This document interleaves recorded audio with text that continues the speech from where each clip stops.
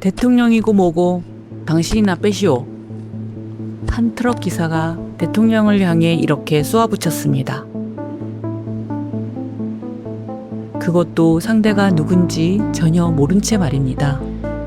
무슨 일이 있었던 건지 15초만 되감아 보겠습니다. 1968년 흙먼지가 채 가라앉지 않은 어느 산허리 공사장.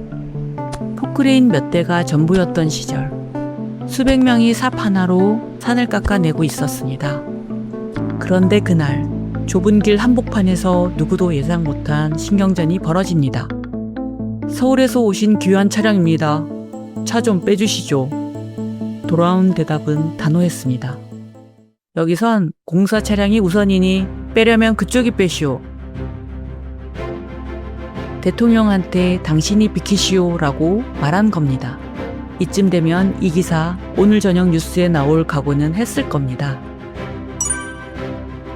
그런데 이분은 조금 달랐습니다.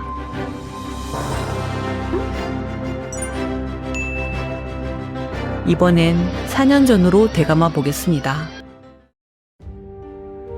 1964년 서독 방문길. 그런데 이 나라엔 국적기가 없었습니다. 남의 나라 비행기를 빌려 타고 남의 나라 땅에 내려야 했습니다. 한 나라의 대통령이 그렇게 하늘을 날았습니다. 그곳에서 만난 건 파독 광부와 간호사들, 지하 수백 미터 막장에서 벌어들인 돈을 고향으로 붙이던 사람들이었습니다. 대통령도 국민도 함께 울었습니다. 그리고 귀국길, 아우토반을 지나게 됩니다. 그런데 여기서 좀 이상한 행동을 합니다. 차를 몇 번이나 세우더니 아스팔트 위에 손을 얹어봤다는 겁니다.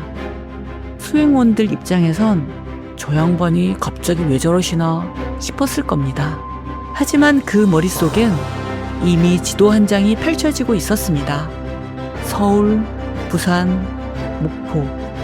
귀국 후엔 밤낮이 없었습니다. 안데스 산맥 도로부터 시베리아 횡단로까지 전 세계 자료를 끌어모아 직접 자를 대고 인터체인지를 그렸습니다. 누가 시킨 게 아니었습니다. 가난이 지긋지긋했던 한 사람의 집념이었습니다. 이 손끝의 선 하나가 곧 전국을 뒤집어 놓을 계획이 됩니다. 1967년 고속도로 계획이 발표됩니다. 그런데 돌아온 반응은 환영이 아니었습니다. 국가재정이 파탄난다. 소수 부자들의 유람로일 뿐이다. 자동차가 몇 대 없던 나라였습니다. 버스 한 번 타는 것도 큰맘 먹어야 했던 나라에서 왕복 4차선 고속도로라니 말 그대로 네가 제정신이냐는 반응이었습니다. 하지만 생각이 달랐습니다. 미래에는 반드시 도로가 부족할 것이다. 4차선으로 짓더라도 양옆으로 50m는 남겨두어라. 지금 쓸 도로가 아니라 수십 년 뒤 쓸 도로를 그리고 있었던 겁니다. 당시엔 아무도 이해 못했습니다. 지금 보면 이 양반 타임머신 타고 온 거 아닌가 싶을 정도입니다. 집무실 책상엔 늘 지도가 펼쳐져 있었고 직접 자를 대고 노선을 그렸습니다. 그리고 지도 위에 선이 정해지면 직접 헬기를 타고 그 위를 날았습니다. 경기, 충청, 경상 수십 개 구간이 동시에 움직였습니다. 이걸 다 조율한 사람이 딱 한 사람이었습니다. 마치 오케스트라 지휘자처럼. 그리고 바로 그 현장 어딘가에서 우리가 처음 봤던 그 장면이 벌어지고 있었습니다. 그 덤프트럭 앞에서 말입니다. 자, 다시 그 현장입니다.